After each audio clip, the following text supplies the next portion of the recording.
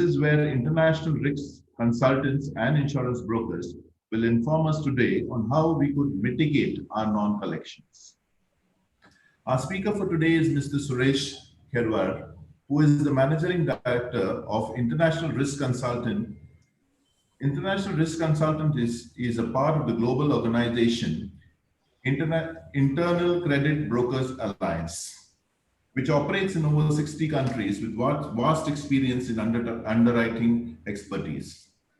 Mr. Kherwal started as a fund manager with GIC, bringing about a technological upgradation in GIC's investment decision making.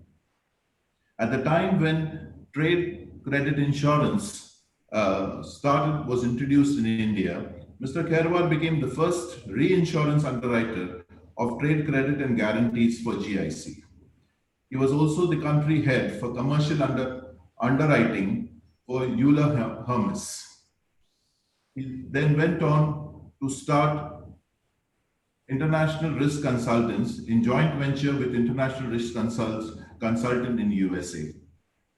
So we will now go ahead and give the mic to Mr. Kherwal so he can run through his presentation. We request all guests to keep their microphones muted. You can please put in your questions in the chat box and we will take them at the end of this presentation. And my fellow employee colleagues, Mr. Vasant and Amit, will help with the question answers later. Yeah, so over to Mr. Kherwal. Thank you. Thank you so much, Wilfred Ji. Thank you so much for a nice introduction. Oh, you're mute. So you're mute. Yeah. Yes. Thank you. Well, thank you very much, Wilfred, for a nice introduction and having us here today. Good evening to all the employee members. We are so delighted to be amongst you today to discuss trade credit insurance. That's a unique product to safeguard your open interest. So whenever you sell on credit, this product can really help you to safeguard your balance sheets, and if money doesn't come in, this product can help you big time. So the format for today's presentation would be that I will run a short presentation which will describe a trade credit insurance product and maybe a little bit of our ability to manage and structure program around the world.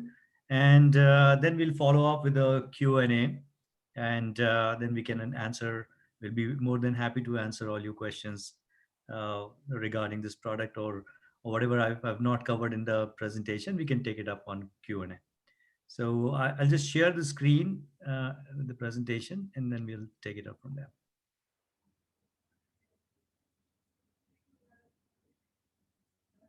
All right. Is it visible now? The screen is visible.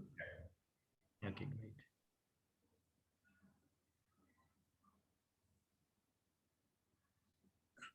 So who we are is we represent a larger global group called International Credit Broker Alliance. We incorporated in about 2000 and now 40 brokers in about 5 continents. We are the largest team of trade credit insurance, about 520 people around the world, and all are ex-underwriters, and we represent the highest expertise of trade credit insurance in that specific countries wherever we are. We have more than 8,000 global policies which we service under our umbrella. And in those countries where we're not present, some of the African countries or some of the Far East countries, where we have corresponding brokers, so who are trained by us and who are handheld by us to take care of trade credit insurance product. We also have a very unique and one of its kind in the world software, which does for a very large corporate, it does a complete risk analysis of the portfolio. It gives you the your exposures around the world, and it gives you the limits and everything else. And around this can wrap around the trade credit insurance program and give you the output of your risk at any point in time, anywhere in the world. We are present. I mean, I don't know this. There was a map. I'm sorry, the map. Oh, this is coming now. Okay, it's a little bit slow. So these are the places on the map where we are present at the moment. So, should you need any assistance in any of these countries, I will be more than happy to quickly roll it out. Now, let's understand very simply what is trade credit insurance. So, the trade credit insurance is the product is the insurance product which basically protects a seller in a very simpler manner. Any seller, a seller can be a seller of a goods or seller of a services. In your case, let's say you're selling your services, and so this product can still be very useful. So the seller selling any kind of a goods or services, this is protected by this product against the non-payment by the buyer to whom the goods or services be supplied on credit. So whenever you extend the credit, this product can always come as an umbrella and support you in case of the eventual, or let's say unforeseen circumstances of buyer not paying. Why trade credit insurance? The trade credit insurance is very very important tool for any business. That's what we like to believe, because it's only available tool which can help you increase sales in these difficult times when everybody wants credit. And even this trend started about a few years back when earlier, few years back, people used to trade with LCs and some kind of a secured measures, but slowly with the popularity of these kind of a trade credit insurance kind of a product increased in the whole world, a lot of people started demanding credit. So this is the trend nowadays. And in India also, when we supply to foreign countries, people are demanding a business to be done only on credit terms. So when we do these kind of a business on a credit terms, credit insurance remains the only available tool which will allow you to do more and more business by accepting more and more transaction in a foreign country. At the same time, this protects the balance sheet from a bad debt. So it gives you benefits on both sides. As you can increase the sales and your balance sheet is always protected. This can always help in the balance sheet in terms of if you want to sell your receivable to a bank, if you have a trade credit insurance product, the bank can buy the receivables so that the receivables can be taken off the balance sheet. So this helps strengthening the balance sheet. At the same time, it helps you increasing the sales. Definitely, by doing this, you can always capture new markets. Whenever you look at the new markets, whenever you get an inquiry from a different market, you always have this question whether the buyer is good or not, or whether the payment will come on time, or how we will take care of the legal issues. So in those circumstances, trade credit insurance really help, where you can capture larger market, a different market without any fear. So when we say that the buyer default or the buyer doesn't pay, sometimes or let's say in a manufacturing sector this is more appropriate, but in service sector also sometimes um, the default is like a domino effect which hit us pretty late, and by the time we don't have much of the visibility of the default coming in certain circumstances. So most of the time we see that credit insurance claims trigger in circumstances where the seller were not really fully aware of that the default wave is coming because of some other reason. So just to put in the context here, if you can see on the screen that either the manufacturer really knows the supplier or the first level of buyer very well, but that buyer is also selling to another buyer, that buyer is also selling to another buyer, and so on and so forth. And if somebody down the chain, let's say the third buyer level of buyer is happen, or let's say is the biggest buyer of your second level of the buyer, and if that fails, your second level of buyer fails and your immediate buyer fails, and then the default comes to you. uh, Whereas there is no problem with your immediate buyer, but because of this domino effect, you might get hit by some kind of unforeseen circumstance or by default. So trade credit insurance is really protecting the whole chain, and that is why it is very useful in a normal business circumstance where you do not foresee beyond your buyer's transaction. It really helps you in those things. The type of risk covered under trade credit insurance is one is insolvency, when the buyer is willing to pay but it doesn't have any money to pay. Second situation can be protracted default, or we call it as willful default, when the buyer has the money but doesn't want to pay. When she doesn't want to pay and he's raising various reasons and arguments and disputes and he's not paying. Those circumstances, credit insurance really can help. Political risk is also one of the very important aspects when we sell to foreign countries. Sometimes the buyer has the money, wants to pay, and everything is fine. But sometimes because of the political interventions like embargoes or sanctions or currency inconvertibility or non-transferability of the currency, you may not get your money on time.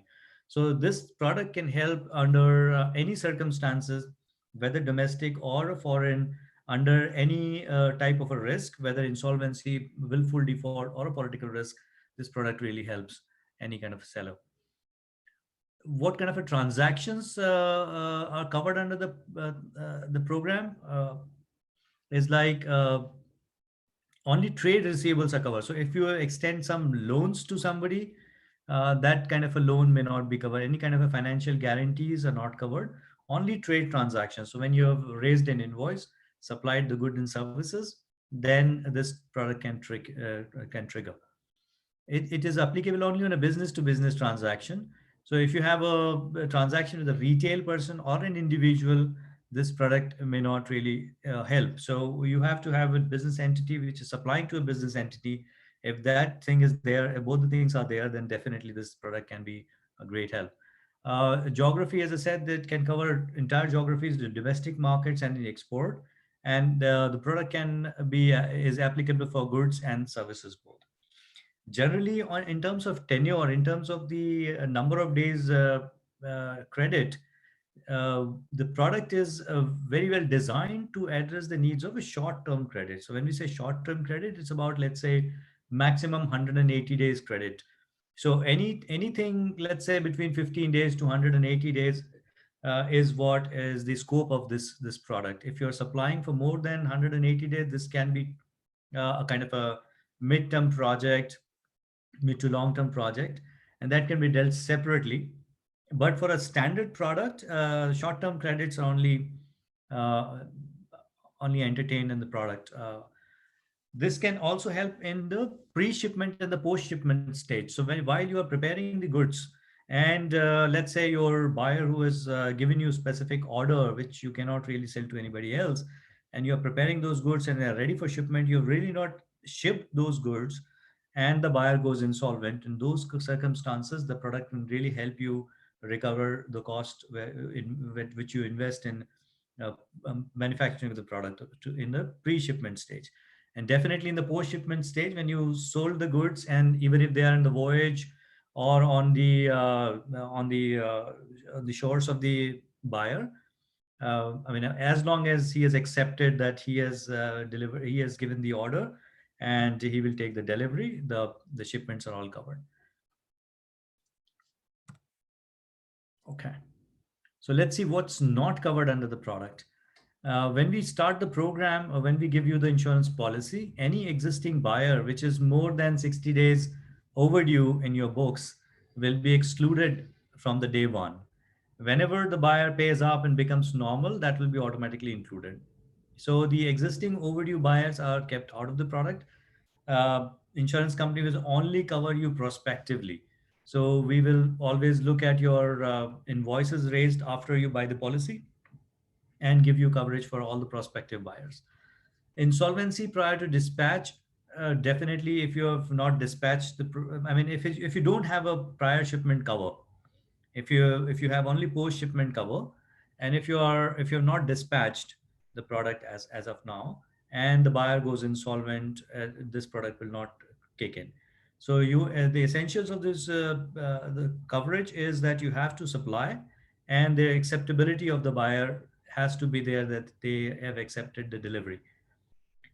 Private individuals are not covered, and the government departments. If you're selling or supplying to a government body, a government department, this product may not cover you for that, because there are some legal complications to really recover the money from the government.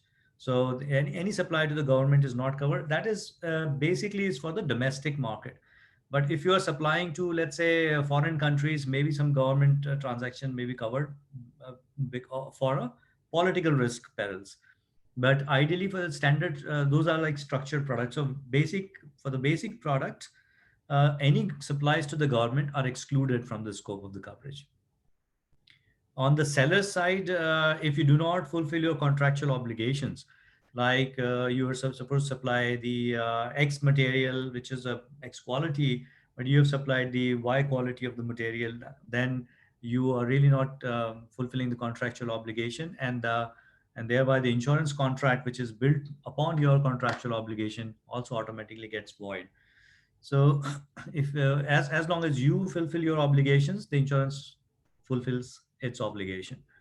If the seller goes insolvent, let's say during the currency of the policy, at any point in time, let's say a seller goes insolvent, subsequent sales, subsequent invoices, irrespective of the premium being paid or not, but subsequent invoices may not be covered. So if you have already raised an invoice which is going to be due, and in between some seller goes insolvent, the invoices already raised are covered, but invoices going to be raised obviously after insolvencies are not covered. Any adverse information of the buyer, if you are, as a seller, if you are aware of the adverse information on the buyer and still you supply, and this comes to light to the insurance company saying that this was the public information and still you supplied, and then the cover may be off. On the invoice side, how do you prepare your invoice so that you get a proper coverage? Invoice has to be after the start of the program. So the prior invoices, whatever you have raised before the start of the program, are excluded. So when you have invoice which is after the start of the insurance program, those all the invoices are covered. Overdue or disputed invoices. So any invoices which are overdue prior to the start of the program, again, it's not covered. Anything which is disputed, so this is a basic, general terminology used in the insurance contract where we say that any invoice which is disputed are not covered. That does not mean that any dispute comes in and we refuse the claim. It is, let's say, if there are frivolous dispute, because we understand we've been in the market for so long, we understand that if the buyer doesn't want to pay, they will raise a dispute. So we'll have to find out whether the dispute is frivolous or it's a genuine dispute. So we'll look at the contract, and and also the timing of raising the dispute. If at the time of the acceptance of the goods, the buyer is not raising any dispute, and if he's raising at the time of making a payment, definitely those disputes are not admissible under the exclusions. So disputes, but as a definition, just generally put in definition as the disputes are not covered under the policy. Any kind of interest and penalties and any kind of other charges over and above the invoice value are not covered under the policy.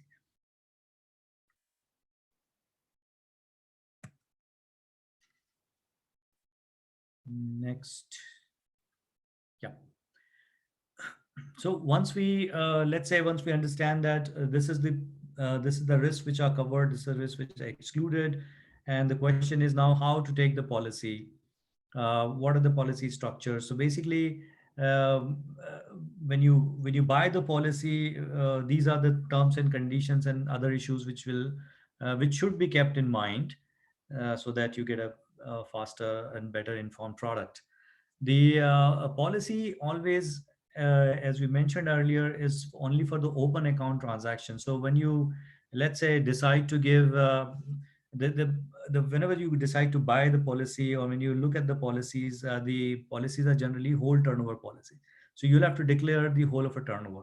But while declaring the whole turnover, you may only give the turnover of open accounts. So you can exclude the sales to governments, you can exclude the sales done by LCs, BGs, or cash or advances.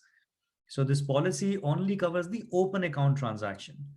And as I said, this is a whole of turnover policy. So you do not have generally the options of picking and choosing any buyer. Once you buy this policy, and that's why we kind of interchangeably call it as a policy and a program, because this is much more beyond an insurance policy. This is like, unlike an insurance policy, a fire or any other insurance policy, which you buy and then you reach insurance company only at the time of claim. This is like a more comprehensive program, would like to call it, because it analyzes this insurance policy, also analyzes your buyers. This is on a continuous basis. They keep on giving you limits more higher limits, lower limits on the new buyers keep on getting admitted in the policy. Then the policy also advises you how to take care of your communication if there is an overdue, and the policy also helps you in the recovery. So it is much comprehensive um, than the insurance policy, and that's why we keep calling it a. And that is why it is on a whole of a turnover. It's on a continuous basis and whole. Once you buy this, your receivable is kind of outsourced to an insurance company which has been there in this business for a long time.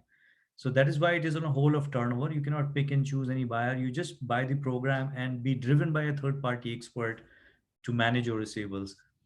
And this policy generally excludes the invoice value below 2.5 lakhs, because when we go for recovery, the legal and everything else, the recovery cost is generally higher than 2.5 lakhs. So basically, just to take care of the amounts which are not below the administrative cost, we exclude 2.5 lakh rupees invoices.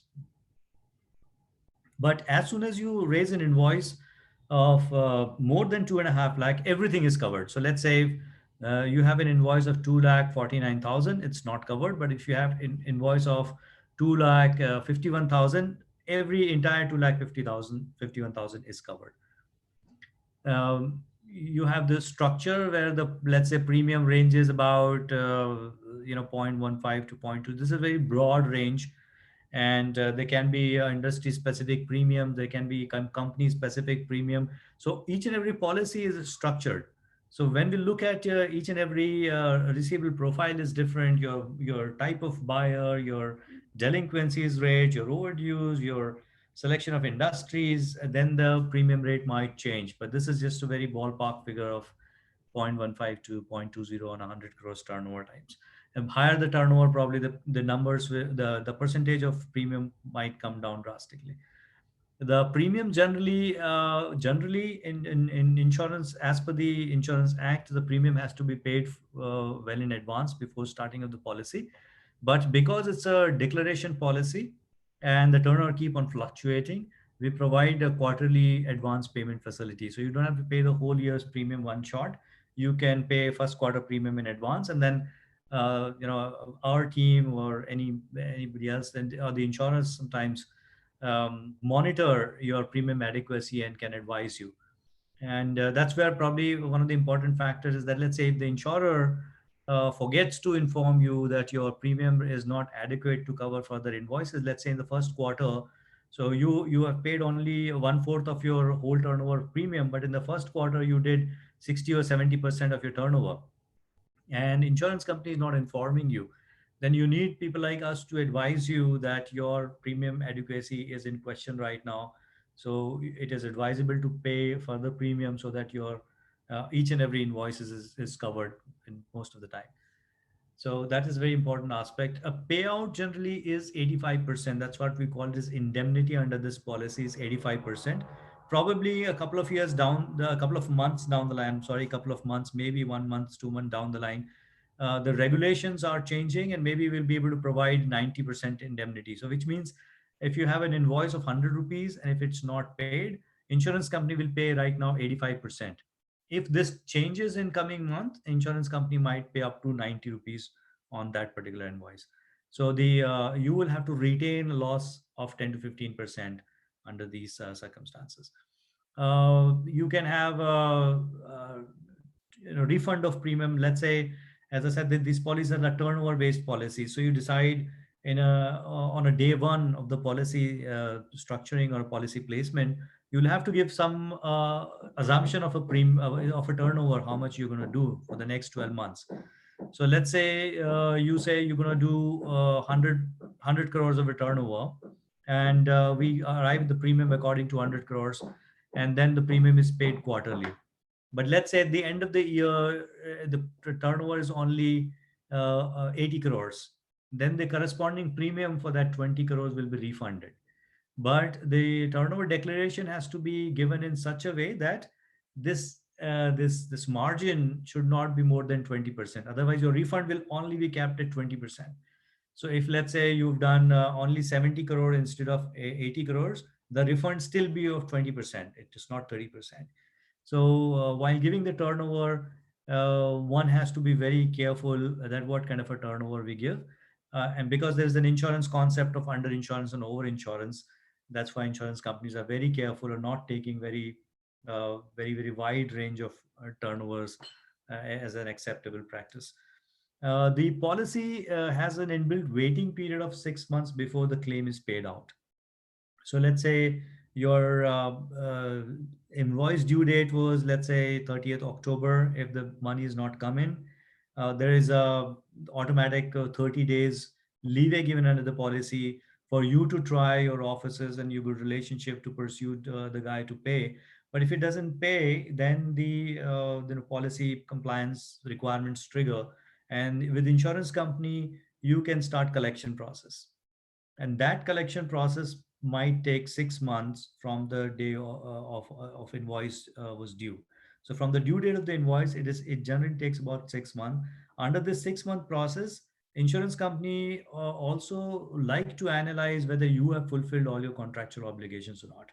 So all those things and the contract will be looked into to very carefully, and then the recovery mechanism will be adopted. The insurance company will guide you with some recovery procedures. And if insurance companies ask you to go legal, for example, under their as per their analysis, if it appears that the legal is the best course of action right now, they might advise you to go legal. If they do so, they will always pay the legal cost as well up to the percentage of the claim. So let's say, as I said, the claims indemnity, I'm sorry, the indemnity is 85%.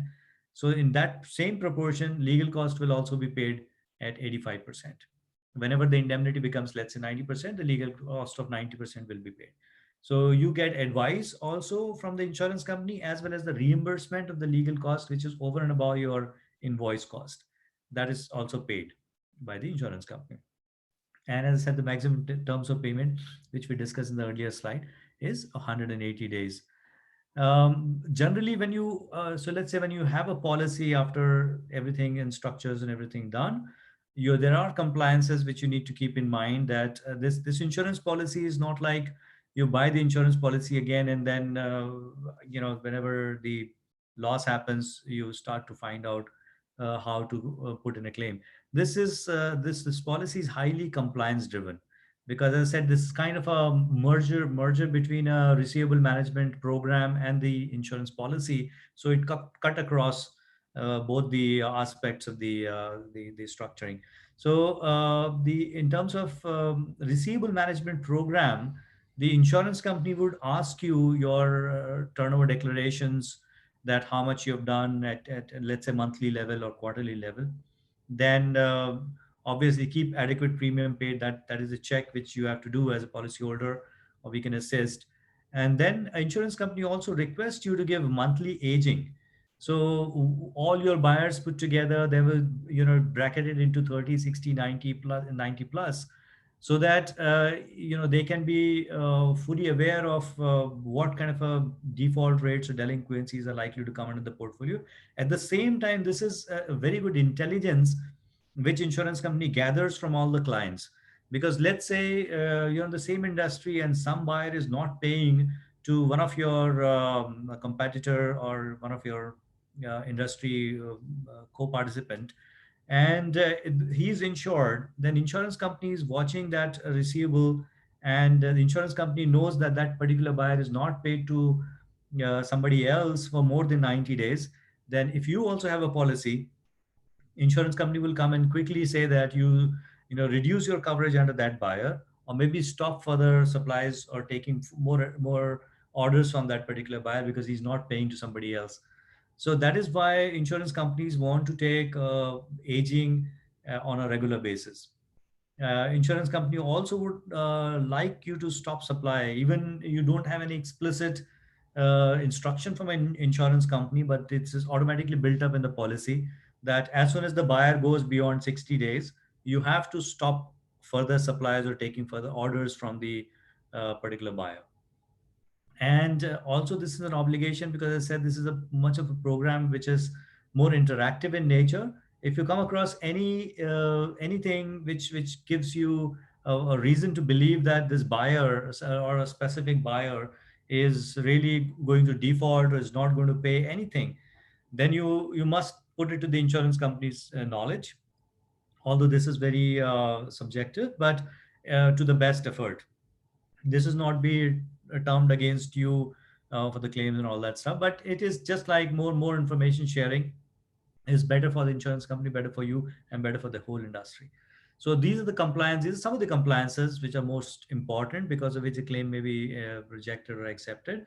There can be of small compliances that you have to have limits before you sell, and you have to do uh, and not to do anti-selections, geographies, and all that stuff. But those are like more operational. But these are like very important compliances which you have to do at any cost.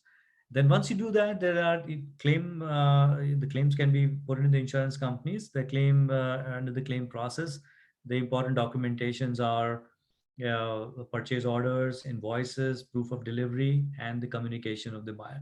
So basically, as long as you have the chain established that yes, there was an order, and based on that order you produce the goods and the goods have been delivered and the buyer is accepted and you have raised an invoice, if these chains established, then your claim can never be rejected, or let's say more than 90-95% it is payable. So these are the some of the compliances under the trade credit insurance, and then the whole policy process. As I said, that the premiums can change plus or minus because of the turnover, credit period, and deductibles. This is also one of the important factor that, let's say, you do a lot of turnover, and you know that certain amount of loss is something which you are willing to take. If you participate in that loss sharing, will the insurance company be willing to give some kind of a discount in the premium? So it's a premium sharing and the loss sharing. So that is possible. So if you, as a policyholder, come back and say, okay, up to 10 lakh rupees, I will not come back to insurance company. So proportionately, or there are some other factors, there will be calculations. So if insurance company has quoted a price of, let's say, 0.15 to you, but because of this factor of deductible or taking some kind of a risk sharing, insurance company might agree to give you a pricing of 0.12 or 0.10 or something like that. So that is very important factor. There are some specific underwriters who would always give you the pricing which is less than the market, but they would always put a deductible. So while you analyze, let's say, various credit insurance codes, there can be price differentiation because of the deductibles inbuilt in the whole code. So that has a big bearing on the premium. The sector also has a very big bearing on the premium. Like if you're from a gems and jewelry sector, your starting point may be 0.25, 0.30 or something, and that then goes upward even if your turnover is pretty large. You're from an IT peripherals business, distribution business, your pricing may be a little different because now the losses have increased in that sector. So the sector specific macroeconomic factors will always guide the premium on an individual policy. Also, if you have a domestic, pure domestic policy, or if you're domestic and export policy, that would also decide the premium rate. Because as we discussed that in during exports, when you are exporting in different countries, the political risk is also one of the additional risk which is covered under this policy.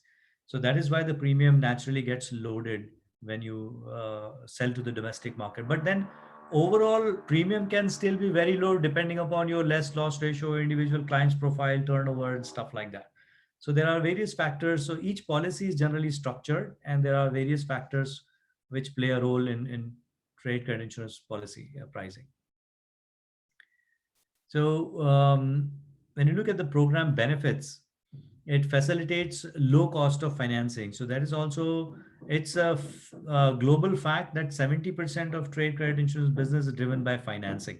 So a lot of people who extend, a lot of banks who extend receivable financing or are engaged in factoring services would buy trade credit insurance. Or if you have trade credit insurance, you can negotiate with your bankers that when they extend you financing, they always have this collateral as additional collateral from a AAA rated security. So insurance companies are highly rated, cash flow, a good cash rich company. So that can really give benefits in terms of securing low cost financing for the company. This also provides a online real-time buyer assessment support. So as I said that it's kind of a program along with a policy.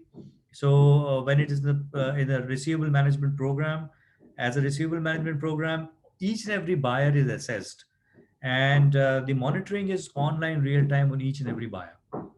So as soon as the buyer gets included in the policy, there is a separate set of analysis goes on, and then the insurance company provides explicit limit on the particular buyer, and then that buyer included in the credit insurance policy. The credit insurance can also increase the credit rating of the company, because your receivable portfolio, the asset quality of your receivable is highly rated if it's guaranteed by the insurance company, and that can really give an increase in the rating profile.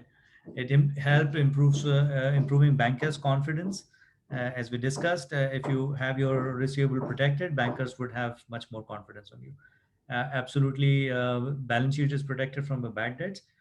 We have seen that a lot of companies in India have about more than 60% sometimes in their balance sheet as a receivable. So if receivables are not rated, not protected, your balance sheet is susceptible for a heavy losses. But if the receivables are protected, if they are higher in terms of composition of a balance sheet, then it is a much stronger balance sheet, and it's protected balance sheet against any kind of delinquencies. Then it increase the sales by offering credit to new buyers or new geographies, or sometimes if you are dealing with a specific buyer on a secure term, you can always negotiate a better sales or higher sales by offering credit to that buyer if you are covered under the trade credit insurance program. It also compensates a legal cost in domestic and foreign market, and it's a very important aspect when you deal with the foreign markets, because let's say even the US or any kind of a European markets, the cost of legal is so high that it sometimes is higher than your invoice value. So if trade credit insurance program covers all the legal costs up to 90%, it's a huge advantage to the whole receivables program. And it absolutely provide the complete analysis, risk analysis, monitoring, as well as the recoveries. So that's how it's kind of provides a complete credit risk management solution to a seller. A little bit about us, that how we can assist you in this program is that each insurance policy exactly as per the client's business requirement. So like we have done, we are the only one who have structured a policy for gems and jewelry industry. There's only one policy in the whole country which is industry specific, and that is a gems and jewelry policies. Gems and jewelry policy has been issued by ECGC, and that has been designed by us.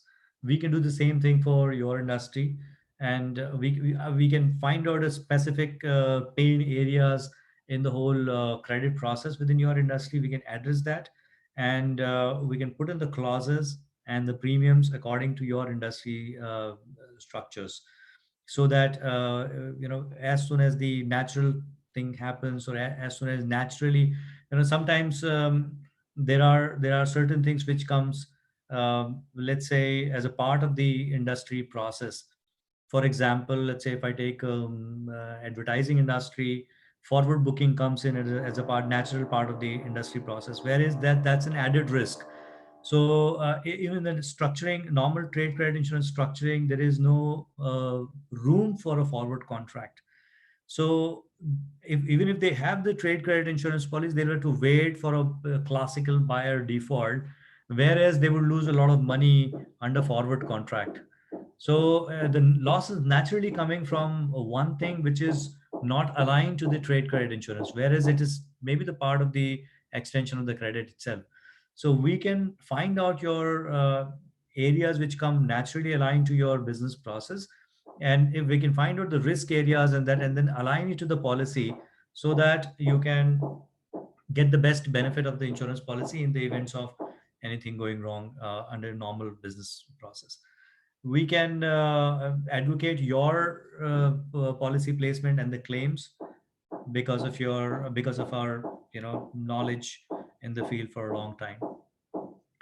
Um, there are a lot of underwriters.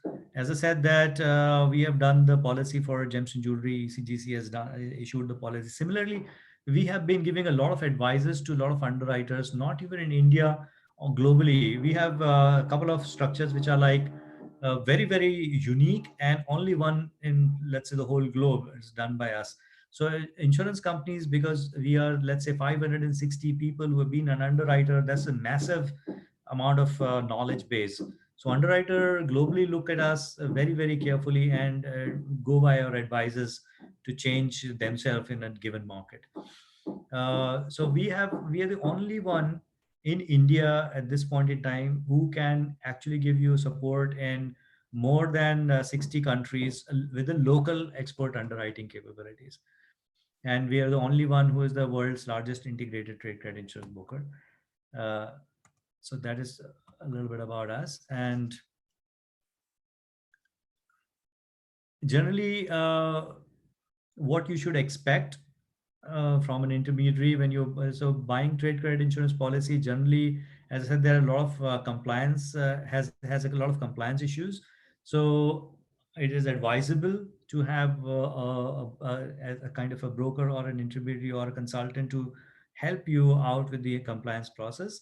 And what do you expect, what should you expect from anybody who can assist you with the trade credit insurance program, is that they should provide you some kind of a monitoring support.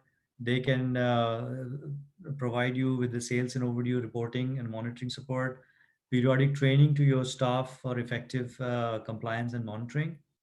And then we said all the time conditions of the policy has to be adhered to. Then claims preparation and exposure timeline maintenance. You have to have a person who can share knowledge with between different industries, so that your receivable management process can be ever evolving and can be better than it was before. And also the company can or the intermediary or the people like us should help you with the full cooperation in terms of claims. So from the preparation of the claims document to the filing and to actually getting you the money, the whole 9 yards is completely done by us. Or that is what you should expect from a intermediary.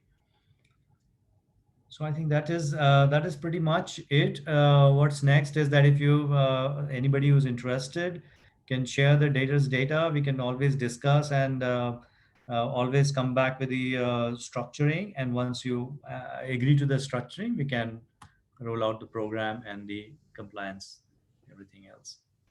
So thank you very much. I think let's go on with the question and answer. If I missed out something or if there are questions, then we can take it up now. Thank you, Mr. Kherwal. And yes, we do have questions here, and I will read out the questions so that you can, reply back to the audience here. Okay, the first question is from Mr. Keur Gandhi, and the question is the premium based on the entire company turnover, or can we remove some customers' sales figures from the turnover for premium and coverage? Yeah, so basically, let's say you have a turnover consist of 100 buyers. Uh, the question would be that, why would we want to do this program? If we want to do this program or an insurance for a purpose of taking their advisors, the taking their compliance, because the buyer situation is dynamic, it's changing all the time. So your call can be wrong, or insurance company's call can be wrong. Anybody can be wrong. But the insurance company, if they take a wrong call, they would compensate you. But if you take a wrong call, even if you have a policy, you will have to put that money from your own pocket. So generally, as a basic question, insurance company says that if you are taking us as your advisor and we are putting the monies where our mouth is, we're just advising you and also compensating you, then you should not pick and choose. Because if you pick and choose, and let's say you're right all the time, then what is happening is insurance companies left with all the probably the buyers where the probability of default is much higher, or a bad buyer, and you're taking good buyers, so the probability of default coming from the insurance policies, so they are always at a risk. So certain period of time, after certain period of time, after getting hit by so many losses, and the bad buyers, they will also stop writing the policy. So it is kind of a detrimental to the whole process, that if we can choose. So, and what we are doing also in this whole process, that we are also doing the same thing, underwriters also doing the same thing, everybody is doing the same thing, and so efficiencies will go down. So the insurance concept here is that there should not be any discrimination. You give all good, bad, ugly buyers to the insurance company, let them analyze and give us the recommendation. And as for the receivable management, for so many years, I can clearly say that the probability of default is a flip of a coin. I mean, for a good buyer or a bad buyer, you cannot say that the good buyer will always pay up and the bad buyer will not. So that is why ideally you have to give all your turnovers to the insurance company for their advices and for their coverage. But if you have, let's say, specific geography which you think that for some reason you don't want to cover that, so the whole turnover of that particular geography can be excluded. Or if you have a division where, let's say, you have reason to believe that you don't want to cover that particular division, the whole turnover of that division has to be excluded. But whatever is the leftover, the ideally, and as per the law right now, is that you have to give all the turnover to insurance company. We have a question from Mr. Darshan Sheikh. It says minimum exposure per buyer, has mentioned in your presentation, should be above 2.5 lakhs. Is this per invoice or a cumulative outstanding? It's a cumulative outstanding. Okay. So you can have invoices in that which is less than 2.5 lakh also. Exactly. So you can raise 3 invoices of 1 lakh rupees, and at the end of that credit period, you get the coverage of 3 lakh rupees. Okay. So the minimum the customer must be worth 2.5 lakh at least. Yes, correct. That's it. Yeah. We have a question from Pinakin Pandya. How fast the settlements are done if we have any claim and if it is not a court case?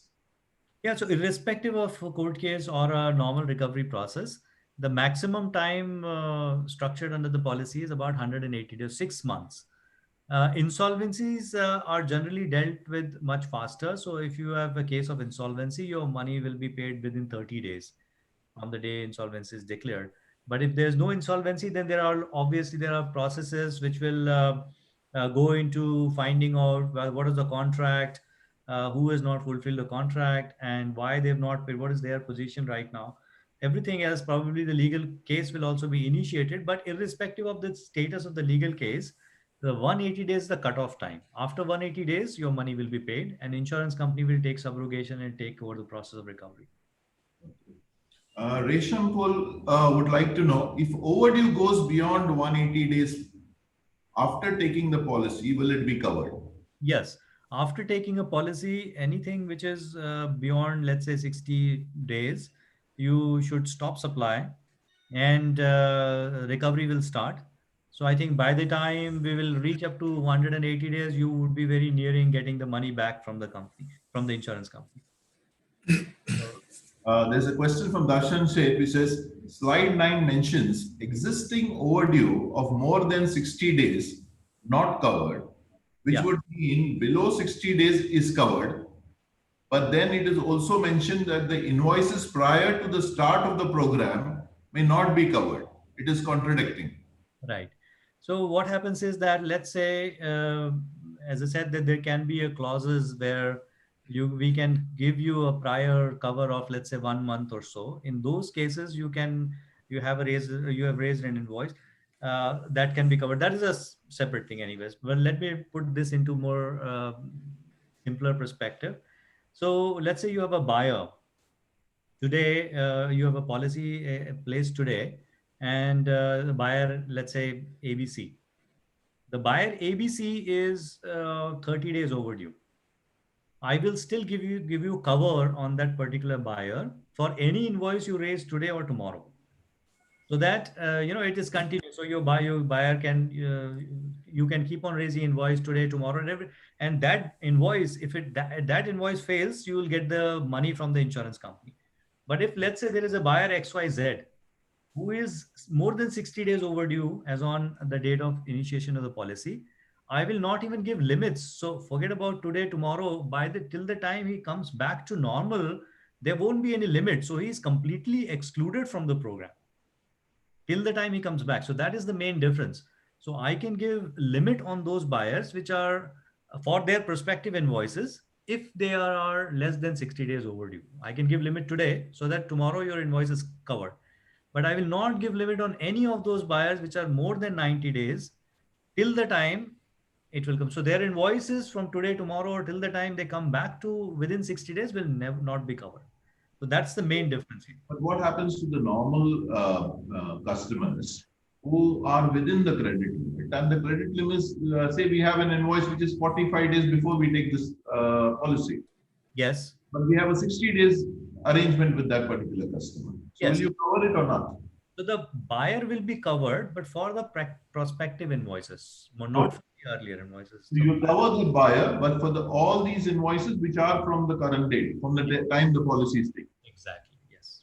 Okay.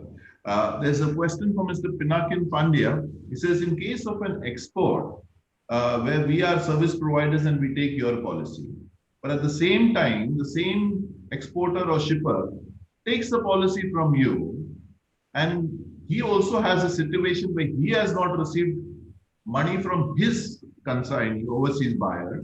How, under these circumstances, how will you settle this? Yeah. So basically, the buy this is perfectly possible. So his invoices is for the goods which he is sending. Your invoices for the services which you are rendering. So both are different thing, although it's on the same buyer. And this will really be very helpful if the both of you take the policy, because I will know the exposures on that particular buyer. So if let's say he is worth only 10 million, if he's buying from 10 people, 1 million, and also kind of asking you to give credits on another 5 6 million, then probably will tell you upfront in advance that don't take any exposure on that particular buyer because he's already overexposed. So it can help you. But in case the supplier also has a policy, you also have policy, buyer fails, will pay to both of you. Okay. Sheetal has a question. If the policy is taken on pre-shipment basis, does the policy cover to ensure the cost incurred if invoicing to customers is still pending? Yes. So in the pre-shipment, we will have to, actually, this is a very structured clause.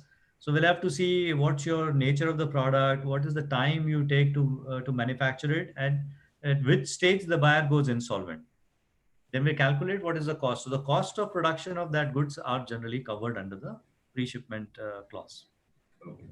Mr. Hemant Bhatia has a question. He says, if we enter into a contract for distribution of goods and services for a customer and have invested in transportation and handling equipment, and of a sudden the customer decides to cease the contract due to any reasons, does it cover the investment? The the investments are definitely not covered. I mean, there can be various structures. I said that more than 80 days, then you have a, if you have made an investment and that is to be recovered over the period of time of, let's say, 1 year, 3 year, 5 years, and that is a capacity specifically built for them and they acknowledge it, that's a separate mid to long term project. But on a very simpler basis, on a simple policy, simple trade credit insurance whole turnover policy, your investment made on the plant and machinery or any other setup will not be covered under the policy. We are only restricted to whatever you have built them so far, and that also has to be, let's say, within 60 days. If that exposure goes beyond 60 days, your further supplies are stopped irrespective of what investments you have made to facilitate this particular transaction. So investments are not covered under the policy. Okay. In continuation to your earlier question, where you talked about turnover, there's a question from Mr. Darshan Seth which says, what about turnover from group companies? Can we take off the turnover from the business that we do for group companies? Yeah, so there can be group company aspect from two sides. One is that You are a company and then you have a certain other company. So put together, you can always buy one single program which can cover you. Second aspect can be you are selling to a group company and that group company is further selling to a buyer or maybe then subsequent sales. There, generally, company to company transactions are not covered. So your exposure on your group company are not covered. But Okay. what we can do is that because of our setup, what we can do is, let's say you have a group company in US, so you supply to US. So that particular leg is not covered from India to US, but we can also set up a program where your subsequent sales from US can be covered. So you have one policy here, but it can also extend itself as a separate sister policy in the US, a smaller policy based on your bigger policy in India, which will give you same kind of a coverage within US as a domestic insurance policy to cover you from a default originating out of US to US. So indirectly, you're saying that your group company for their customers, Yes, which is routed through you, yes, can be covered. can be covered. So Yes, you don't need to cover the group company as such. absolutely, absolutely. You don't have any risk on that. Okay. Mr. Amrish Bagaria would want to know what happens in case the normal credit line itself is 90 days because you have a cutoff of 60 days. So, but there are companies where we have a 90 days arrangement. Yes, So what yes. happens in such cases? Correct. So 60 days, which is using this 60 days as a standard terminology. Whereas, as I said, that the credits can be covered up to 180 days. So if you have any invoice ranging from 15 days to 180 days, that can very well be covered under trade credit. So 60 days, 90 days, 120 days, 150, 180, everything can be covered. Yeah, but Uh, then you mentioned that if you don't get paid beyond 60 days, then you should then any subsequent invoice beyond that 60 days, we should stop business. Then how do you manage that? Yeah. I So think Suresh just want to come in. I mean, so that this question is more clear. I think there is a confusion between the overdue 60 and the normal billing period. If you can dwell a little more on that, I mean, possibly it will help all the participants. so basically there are, first of all, the invoice period. Invoicing period can be anything between 15 to 180 days. So once you raise that invoice, let's say you raise an invoice of 90 days. So after 90 days, there is still a cooling period of 60 days. So 30 to 60 days, depending upon your invoice. So I'm using 60 days, let's say. So after 90 days, you should not supply, after 90 plus 60, you should not do any further supply. Okay, So so you are saying overdue of 60 days. overdue of 60 days. Yeah. So that means if I have a credit with somebody for 90 days, then I add another 60 days. So if I don't get paid in 150 days, I should stop. Absolutely right. Absolutely. Fair enough. Yeah.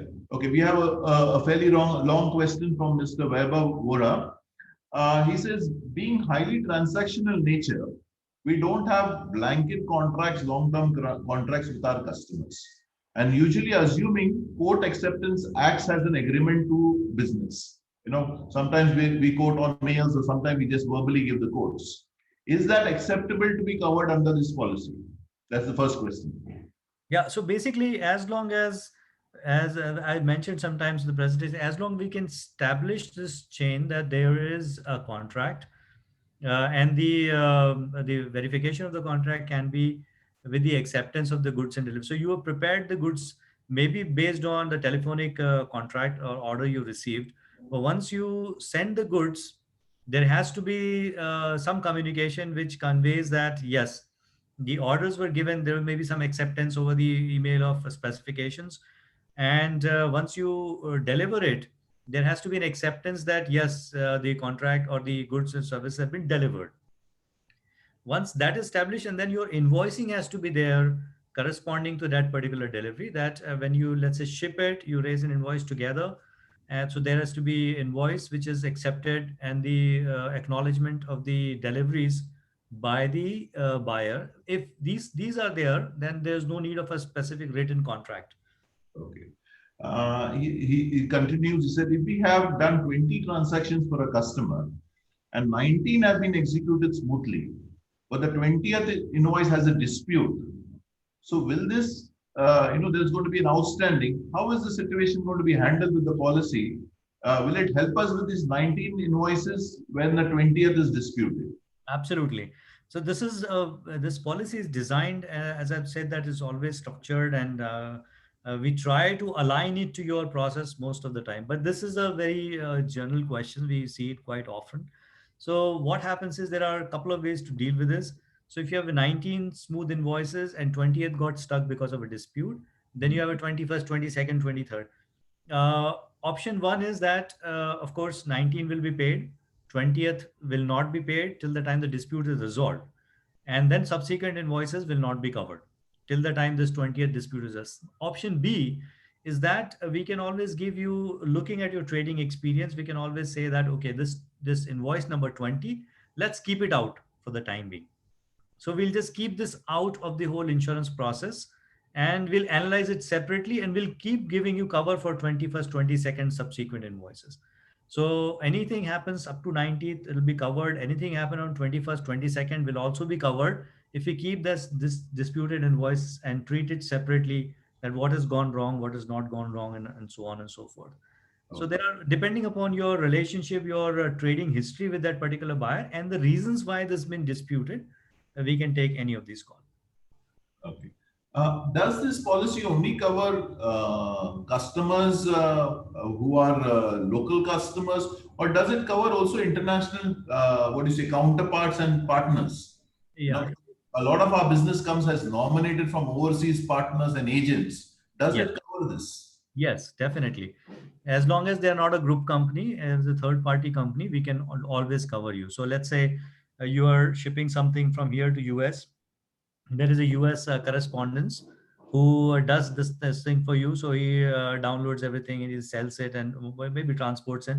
And then, he has to, he recovers the money from the buyer for the whole leg. And then he has to supply some, transfer some monies to you. And if he doesn't do that, this can still be covered. Okay. Now, most of the forwarders also have a network, and these networks have what do you say, payment protection policy. Right. Yeah. If there is an amount which is partly covered by the payment protection, Yeah. okay, and there is an amount which is more than that, will the remaining part be covered by this credit insurance? Yes, we can still cover it. Only thing is we need to be very transparent with the so the concept of insurance is that one should not profit from insurance. So as long as we say that 100 rupees was the outstanding, 90 is covered under this contract or program, we can again deal this with in two ways. One is that we tell them upfront so that we pay premium only on the 10 rupees, so that our premium cost is also saved. Or so that is one way. Second way is to, once the deal is happened, we pay the premium, everything is done, then at the time of recovery we say the 90 is covered through this, so that is not a liability. Then insurance company will definitely pay the 10 rupees which is outside. So it can work like a top up. Absolutely, It yes. is not. It is not like a double policy. It's a top up. Exactly, it's a top up. It's a Okay. over and above the any other structures arrangements. Okay. How is the no claims bonus handled? So generally, the no claim bonus under this policy, as I said, that the policy is structured every year separately.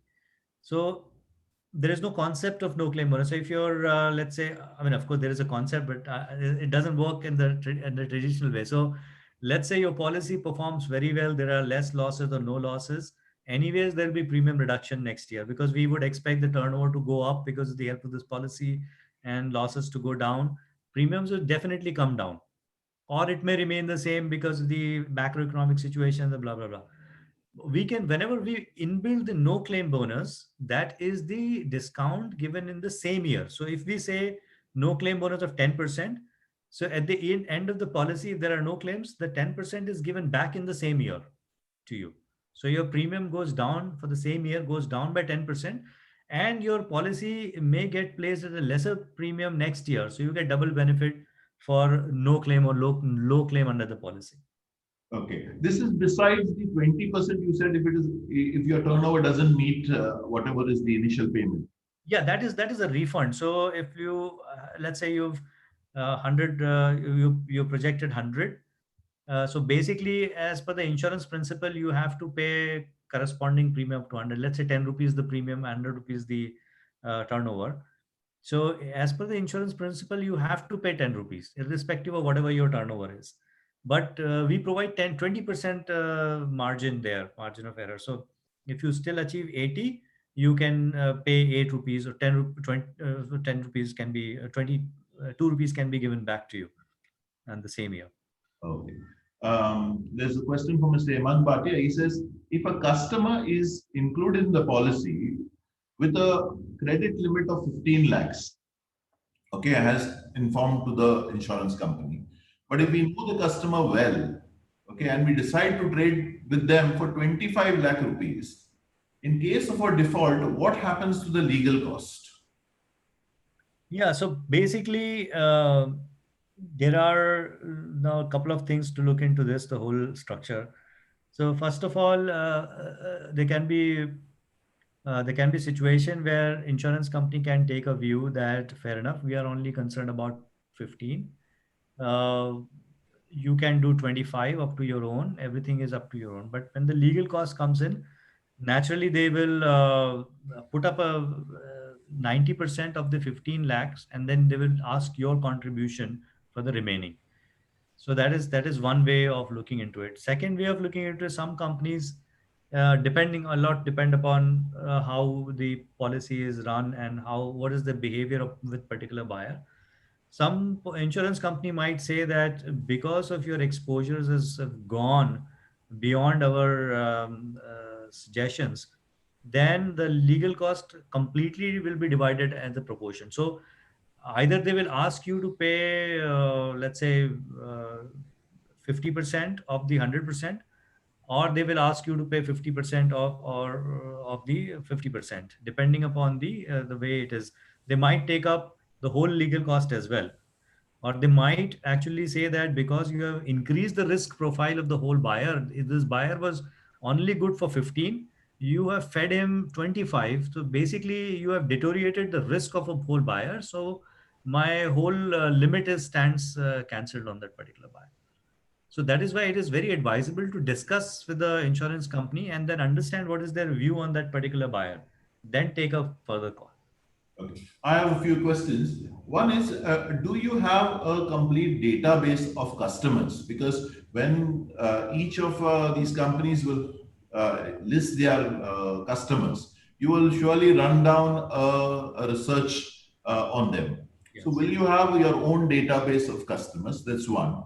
Number two, from this database, if you do not have a customer in your database, will you again do your own survey of this customer and will that be charged to us? Yes, that's a very, very important question. So first of all, database, yes, there definitely database that there about each insurance company claims to manage more than 4 million of Indian buyer database as we speak. So we have three carriers, each of them have more than 4 million. Some maybe 4.5, some 4.7 maybe. But so one is that. Second is that, yes, as soon as a new buyer comes in, or new buyer request comes in, insurance company does a check, market check, and there are agencies which are completely dedicated only to this task. So, and there are new companies getting added with new features to have legal analysis and background analysis and everything else.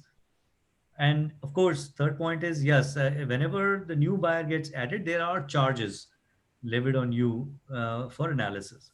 So the charges generally are about 2,000 to 3,000 rupees per buyer, one time for one buyer in a year.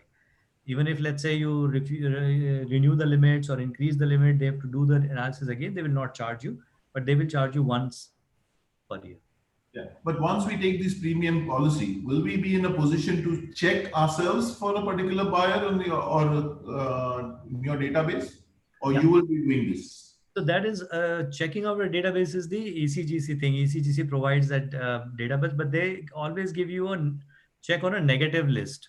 So what you do is you run the data on the ECGC, and if the buyer is not listed in the B cell, you can trade. But the private sector does not work on that, because uh, private sector companies have their, let's say there are three carriers in India, each one of them has their offices in, let's say, 150 countries, their own set of people who are analyzing the local buyers there. So that's why there's very dynamic list, and that's why they say that you apply for the limit. There's no automatic the search criteria there, so you necessarily have to apply for the limits. and they will give you the results within 3 to 5 days, then you may choose, you may not to choose to deal with them, but the analysis will be done for sure. Okay. Now, most of this credit is in many times is very verbal, or it's just an email, or you have a few meetings with the customer, and we decide to have a 30 days to 90 days credit limit. Uh, do you have something like a credit agreement which needs to be signed with each customer? No, nothing. I mean, as I said, that as long as you have a buyer acceptance of a liability and the invoice and the delivery proof of delivery, it is all fine. We don't insist on a properly executed legal document of sales. Nothing. Okay. There's another question from Mr. Amrish Bagaria. He says, how does the insurance company derive at a limit that is to be set for each buyer? So is it each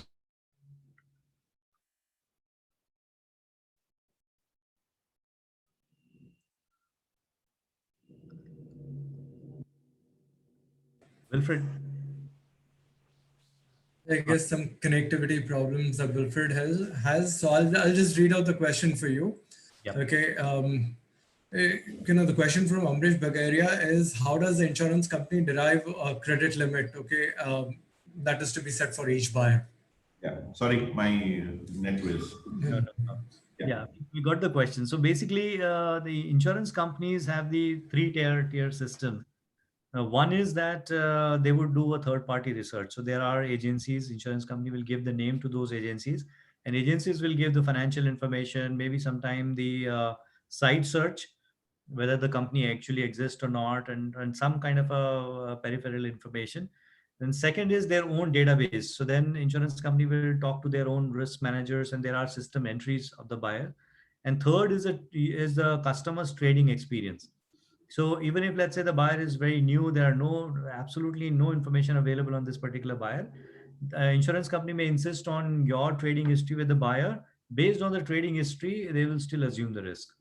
So these are the three-tier process insurance company adopt to give limits. Okay. So I think that's it. There were many questions, and Wilfred, there is one that we've missed out. Sorry for coming in. There's a question by Mr. Weber Vora. Okay, is there a maximum cap on the claim amount? Is the question that we missed out on, in Yeah, case sorry. that can be covered before. No, the claim amount is completely aligned with the limits given on each buyer. And there are so basically, if you have a limit of 100 rupees on a buyer, if the buyer fails, you'll get about 90 rupees, 85 to 90 rupees back. So no limit. You can have 100, you can have 1,000, you can have 10 crores, you can 15 crores, 100 crores on a limit on a particular buyer. And we have some of the cases in the past where the limit requirements, so let's say 200 to 500 million US dollars. So the limits can be anything. Only thing is there are overall limit of liability under a policy. So once you have the policy, insurance company would expect that in a normal business situation, your losses should not go beyond a certain limit.